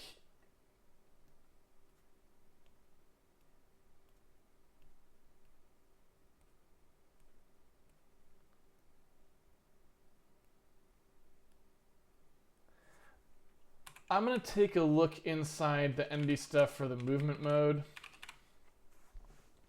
and just look at how this is working. So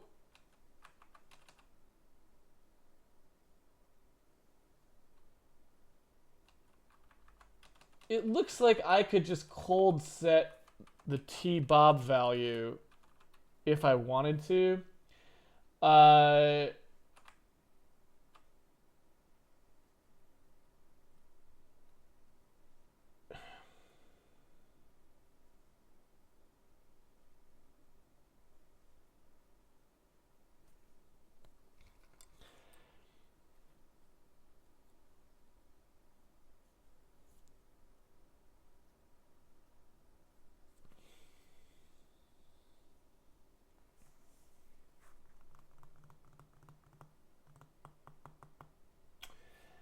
What I want is when you hold down the clutch button, I want him to kind of compress relative to that push. And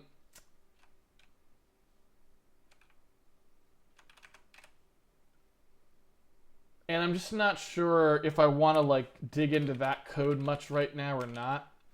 But like the T-Bob value, I'm just gonna like see like just play around with it a little. So let's say I just cold set the T-Bob value just straight up, and I set that to be whatever the clutch max is.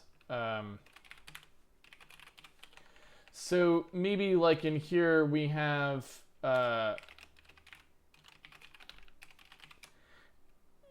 you know, when we get the controller out, I will just say, okay, the clutch level equals the controller clutch max. Just in general. And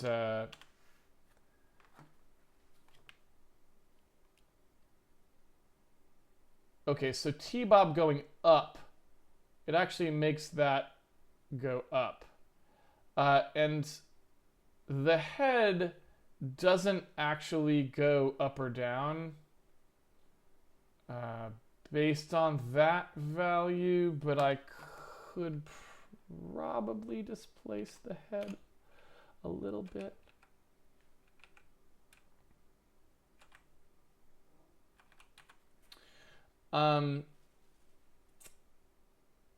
So I guess what I would say is, let's suppose I did the head is the body P plus a DDP plus some nominal value. I don't know what it is. That's a Z displacement. And the Z displacement's going to be times the clutch level, right? And specifically probably the inverse of the clutch level. So the harder you press on the clutch, the further the head will go down.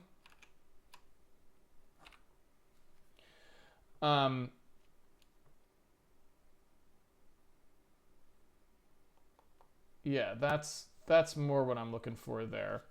And then I'll set the tbob value to kind of mirror that. So, you know, and in fact, I can do a in clutch here, which just like says, all right, you know, if you want something that counter varies with the clutch, you can have that. And so here you can see me setting the thing to the bob value. I'm going to set it to the inverse clutch level on that as well. And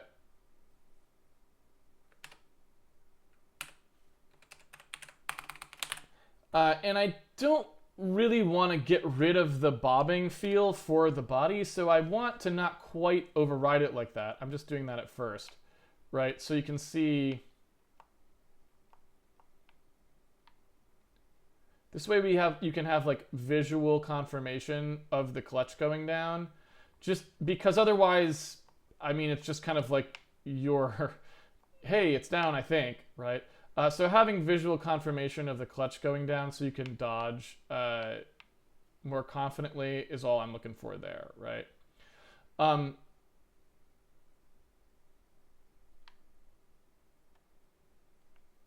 you can see we've lost the springiness now, and that's because of this line overriding the tbob. So what I want to do here is say, like, that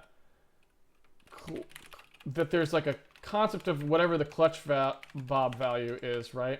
And I want the tbob value to say, like, whatever that value is, I want you to make sure that you aren't going to go above it if you're dodging, I guess. I mean, really what I want to do is set this as a target in this case and not in the other cases.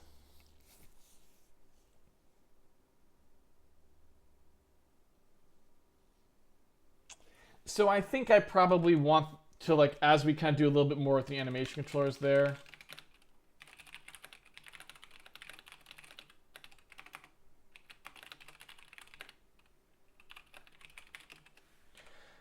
So it's probably not quite what you really want in this case. But what I'm going to do is say, all right, we set a clutch bob target. If we're dodging, then, you know, maybe it sets it. If we're not, maybe we don't. Maybe that's what I'll do for now.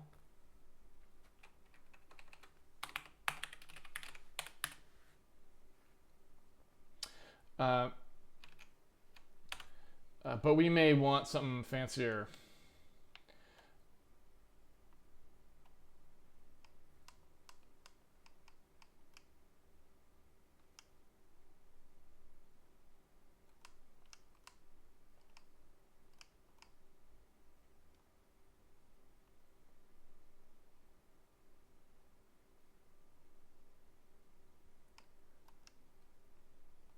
Yeah, so we're going to want something fancier than that. And I guess we'll see what happens when we put some art in there. We may want to do some other stuff, right?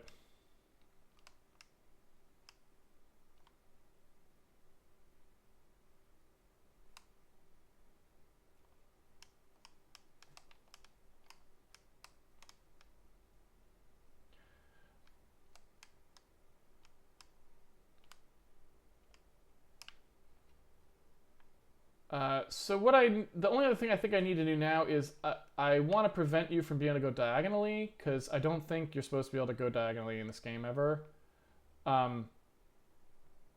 It's supposed to be cardinal movement only. So what I'd like to do there is kind of snap you to one or the other. So when we talk about the movement there, you can see we've got the hop requested part.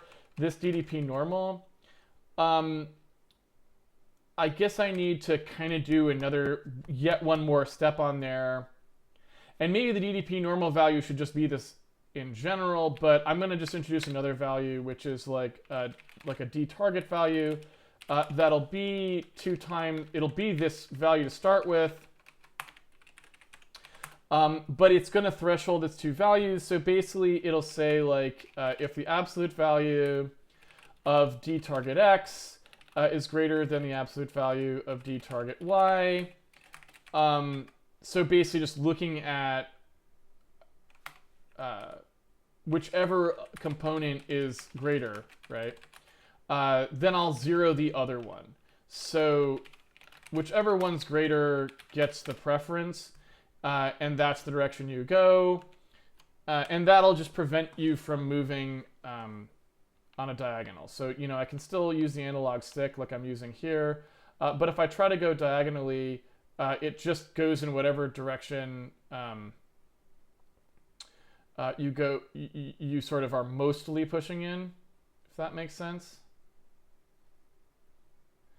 And then the player will just know they can't go diagonally. So, you know, no harm, no foul, right? Now, I don't know if I want the head to reflect the fact that you can't or not. We can cross that bridge later, but for now,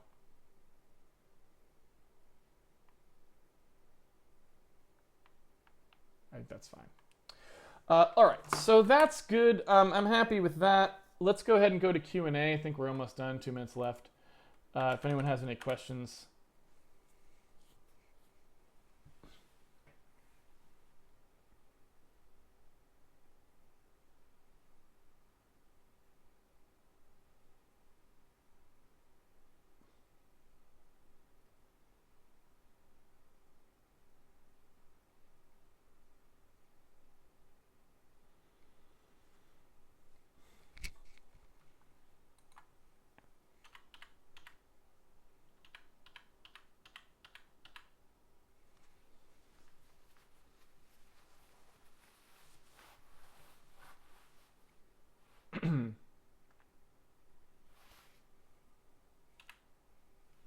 Insobot is doing some good stuff there. Celeron for the win. Failfish?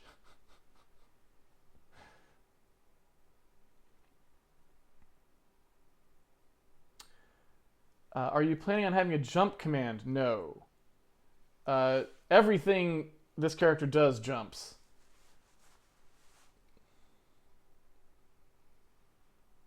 So in some sense, there are only jump commands.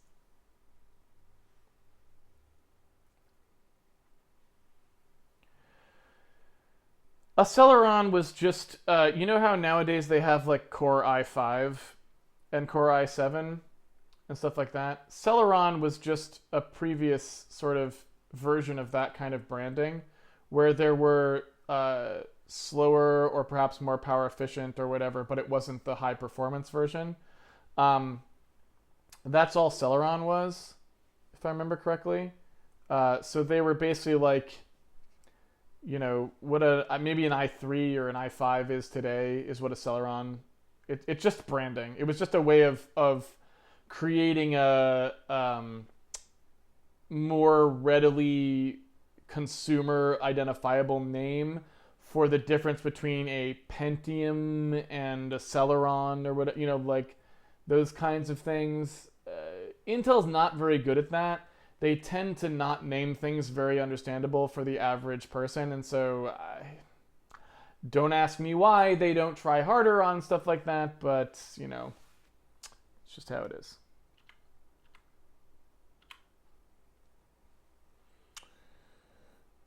There were some questions around B32X versus B32 at some point.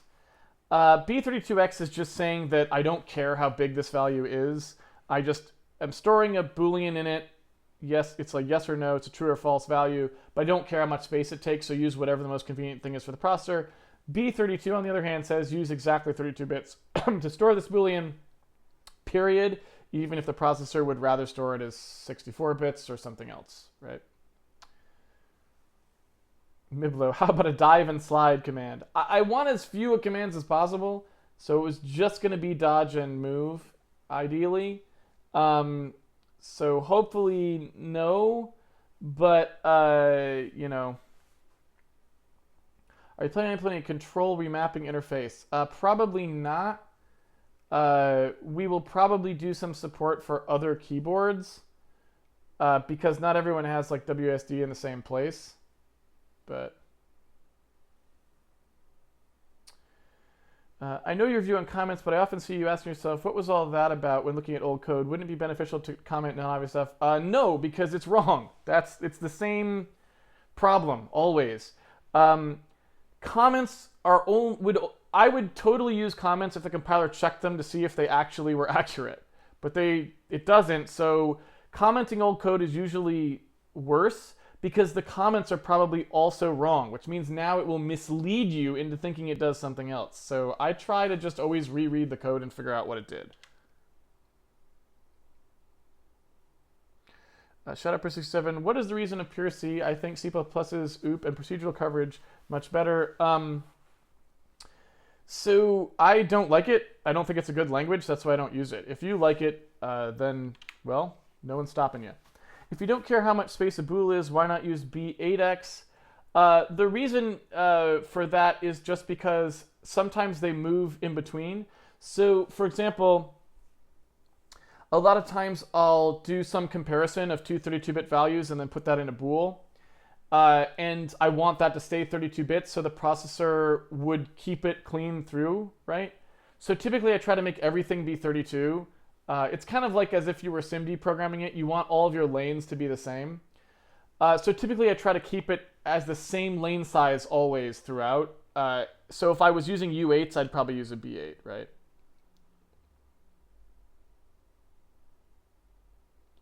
We eventually make these input commands event-driven. What do you mean by event-driven? I'm not sure I understand the question.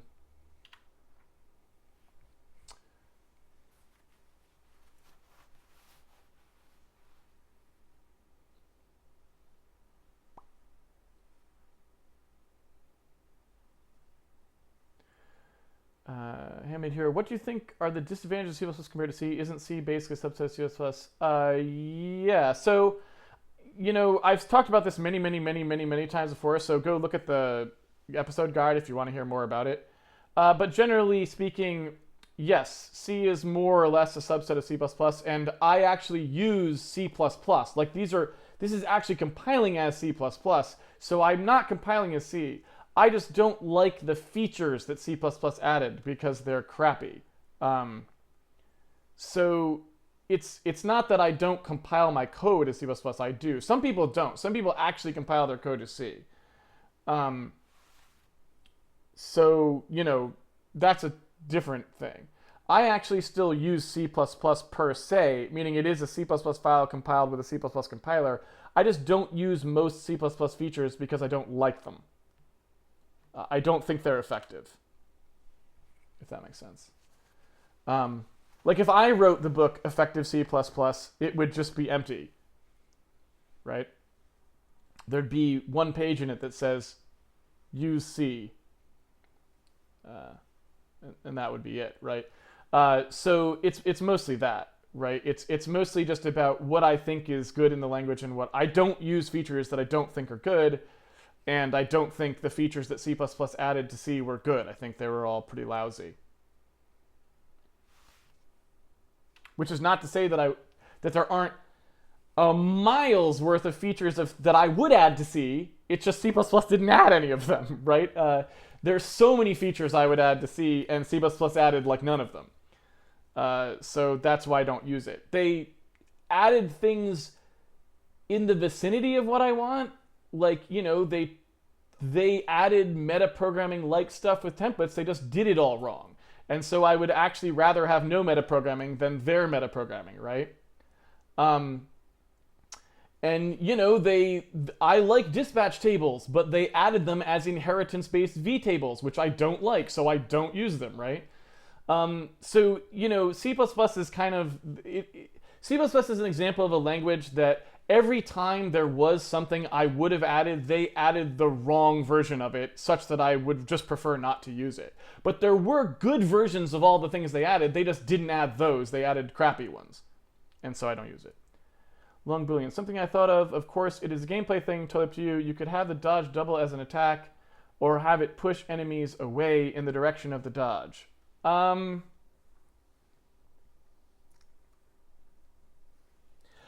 it's not a bad idea. We'll have to see how it progresses. I'll keep it in mind.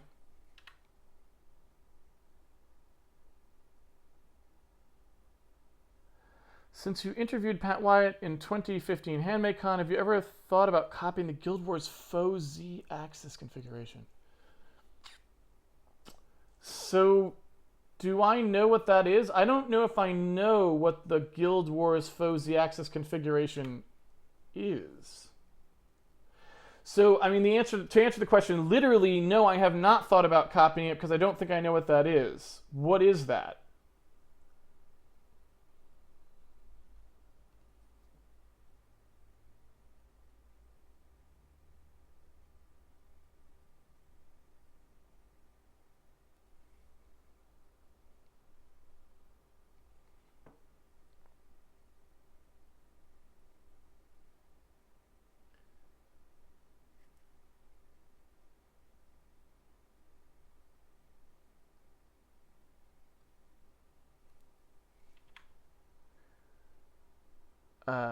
What is happening with C++ templates that shouldn't be? Isn't it just generating code based on the template parameters? Yeah, so, I mean, to be specific about C++ templates, the problem with C++ templates is that the way that metaprogramming it needs to work is it has to work across elements.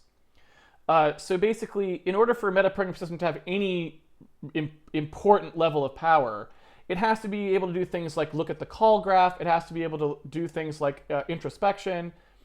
And C++ added like literally the most useless part of metaprogramming, which is passing a type as at compile time, right? And it's just really benign and like ineffectual. It's like the least useful thing you can do in metaprogramming. And then they tried to like build everything on top of it for some reason. It's laughable how bad it is. Like even really basic stuff like injection and stuff you can't even do, right? So like, you know, a really typical thing you'd want to be able to do with metaprogramming is say, hey, I want to insert a linked list linkage, like a next and a previous, into an existing type. And like you can't even come close to doing that in C++. They're like years away from even thinking about how to do that, right? And that's like metaprogramming 101, right? So I don't know. I mean, I think it was written by people who'd never done metaprogramming before, is what I think. In fact, I kind of know that's true, maybe to a certain extent. So, but you know, what do you think about entity component systems as the engine architecture? How would you implement this if you don't use inheritance? Sorry if it's off topic. Well, so the problem with that is I'm not sure what you mean by entity component systems, because different people mean different things from my experience when they say that. But I guess I would just ask, why do you think you need inheritance to make an entity component system? Can't you just have an enum that says what the type is? Like, I mean, why do you think that inheritance would be something that's required ever, really? But just even, especially in that case. I recently learned about imperfect shadow maps. I wonder if that could be a substitute for raycasting in the current lighting system, at least on the GPU. So not really, because remember, we don't have individual light sources. Everything in the game can be an emitter if it wants to be, so shadow maps don't really work. I don't remember which one imperfect shadow maps are, so I apologize if they somehow allow everything in the world to be an emitter, but I assume they don't.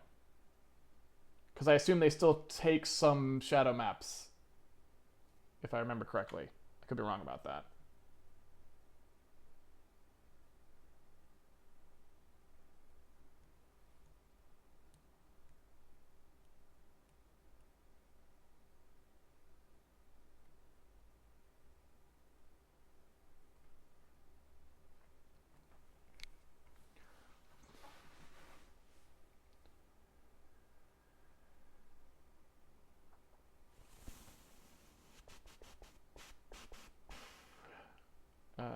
Any other questions?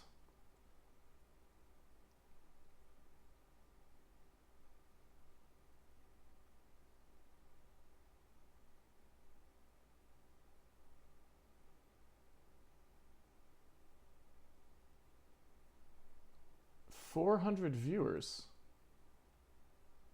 That does seem like a pretty high number for your average Sunday.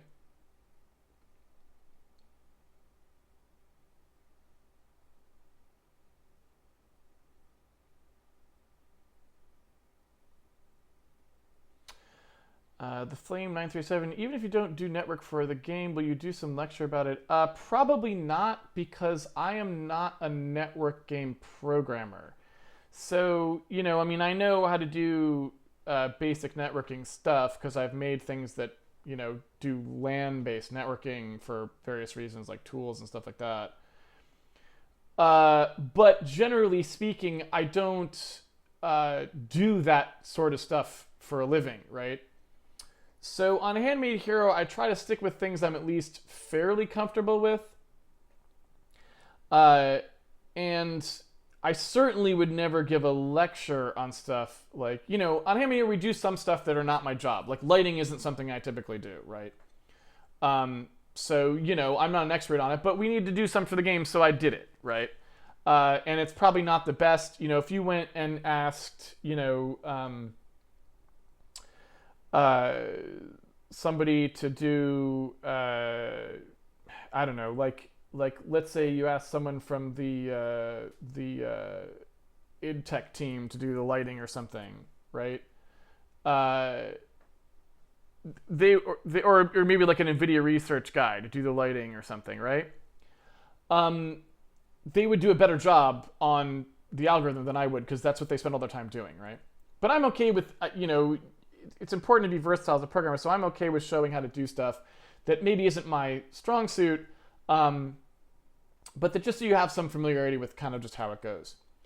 Networking, I've literally never done any networked game programming on any significant scale, like anything that had to really be played over the internet. I've never worked on that side, and so I wouldn't even really know what to tell you.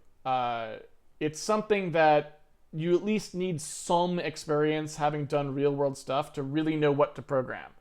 And so, you know, if there was a reason to show you how to do LAN networking, we could do that, but there really isn't, because nobody does that. There's no such thing as LAN-only games anymore. Games are either couch co-op, meaning they just run on one machine, or they play over the internet. And LAN parties are just too rare for a game to be only LAN party based, right? So no, I'm probably never going to cover that, and the reason is just because it's really something you need to have done in order to say anything about it. Sending packets back and forth takes like 10 seconds. Anyone can do it. That's not the hard part, like getting through NATs and figuring out what to do about, you know, packet loss and rate limiting and replay attacks and blah, blah, blah, blah, blah. Like all that stuff, you kind of need to have some experience having done. And so I really have nothing to say about it. It's something you'd have to learn somewhere else. What are your current thoughts on JAI? I don't have any yet. I am really happy that it's happening. And I hope it becomes popular. Even if it's only slightly better than C and C++, it's still very welcome. And so, you know, I hope it does well. I hope it becomes a viable option to ship your games on. I would love to not have to care about all the ridiculous decisions the C++ Standards Committee makes all the time, right? And so having something nice to turn to that was a viable alternative would be fantastic. So I don't have much thoughts other than I hope it works out. With the capabilities of mobile games exponentially increasing, what are the decision factors that result in games being ported to mobile? Well, I mean, most of the... that's really a business question, you know? And so you'd be better off asking a person who does game business stuff. But generally speaking, if you just look at it objectively, the problem with mobile is the market, right? So there's zero price support on games in the mobile space, so it doesn't make a lot of sense to ship a quality game there. That's just not something you get rewarded for. On Steam, if you ship a quality game, you can still oftentimes have someone pay $15 for it. That's really important. That's a very important thing. On an iPhone, no one will pay $15 for anything, ever, under any circumstances. It just doesn't happen, right? A lot of times you have to sell your game for like $2.99 or just free, right? And that's just Apple and Android's fault for not curating their store well, for not promoting high-priced games well. That's just strictly a failure of those companies to curate their market space. To be fair, that's not what they care about. They just care that you use their phones and look at their ads and stuff like that. So they're doing probably the right thing from their perspective. It's just not the right thing from a person who wants to sell games on their platform. And so what I think is much more germane to the decision has nothing to do with whether the phone can run a game. What it has to do is, can your game support ad or microtransaction based economies? Because that's the only way you're probably going to succeed over there. Once in a great while, you might be able to make a game that some people buy on an iPad for $9.99, maybe. But most of the time, what you're looking to do is to make games for that platform that are designed to make money in other ways, like, Farmville kinds of stuff, right? And so I think that's really what ends up happening. And one of the reasons I think that a lot of people don't port their PC games over there has nothing to do with the fact that they couldn't port them over. They probably could. They just don't think they'd make any money because the store over there is a joke, right? It's like a sort of race to the bottom, low pricing, manipulate your users into spending money other ways kind of thing, or show ads all over it. And they just don't want to do that necessarily, right? It's a shame. I wish they had made a thriving marketplace for gamers on mobile. I wish they had done that. They didn't do it. So now it's just a lot less likely that people will port quality games to mobile if they don't see a way to kind of have some other market there, It's not to say you can't do it. There are some examples, but it's just rare. A lot of people just don't think it's going to be worth their time because they're not going to make enough money off of it if they don't do something like shove ads in there or make microtransactions be a thing, right? And they may not want to do those things, or their game just might not. That may ruin their game, right? Those things might ruin the game for them, right? What are your thoughts on Rust? I don't really have any. I haven't looked at it much. What was it C was missing that makes you compile using C++? Not much. Honestly, when I started using C++, C didn't even have stuff like declare anywhere. And I do think like declare anywhere is a good idea. I also like function overloading because I like to be able to have the same name take two different sets of parameters so that people can just still use the same name to call it. There's a couple things like that I think are worth changing. And so I guess what I would say is the most modern versions of C probably have the things I would want, and I probably could compile in C. Probably, I'm not sure. But like there's enough stuff in the base level C++ stuff, operator overloading for vector types, like that sort of thing, is useful. So I do like having those features. Pretty much everything else I don't like.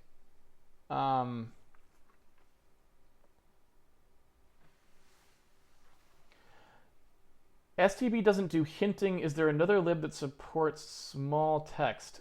I don't know. OpenType? Or free type? Whatever that giant package is. OpenType, free type, open free type, free open type, free type open. Probably does hinting. I don't know.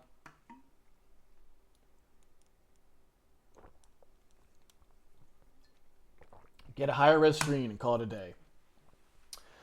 All right. Time to wrap it up. And stretch as well. Okay. Free type. There we go. Yeah. Free type probably does that. I don't know. How many types of enemies are you planning on having? I don't know. How long have you been coding?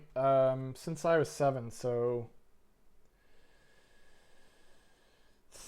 that would be what, 3 plus 31, so 34 years, I guess. Kind of off topic question, but here it goes. I've been in the game industry working with studios, but now I decided to make an independent game of my own, and I kind of wanted to make a Kickstarter. Do you have any recommendation on that? I do not. I've never done a Kickstarter. So I do not know. All right. I'm going to wrap it up for today. Thank you, everyone, for joining me for another episode of Handmade Hero. It's been a pleasure coding with you. As always, if you would like to follow along with the series at home, you can always pre-order the game on handmadehero.org, and it comes with all of the source code that I update every night so that you can play around with it and do your own experimentation. We will be back here next weekend to start working on the room creation stuff, because like I said, I want to now... the movement stuff wrapped up quicker than I thought. Like, that's basically all I really wanted from a movement stuff to be solid like that for now. And I want to just build out some nice room areas that we can explore through. So I can tighten up the camera code and the lighting code because those are going to take a while to sort of settle in. And like I said, we got a bunch of stuff I want to do with how we're going to place lighting computation points, and then we got to make the lighting affect the entities properly. So there's just a lot of bookkeeping that's going to go on there. And in order to do it right, I feel like we need to have some real like level geometry stuff that's plausible in there that then and have it so that I can actually have the code that like places walls actually put lighting points intelligently throughout those and so on. So that's what we're going to continue pushing towards next weekend. So I hope to see everyone back here for that. Until then, have fun programming, and I'll see everyone on the internet. Take it easy, everybody.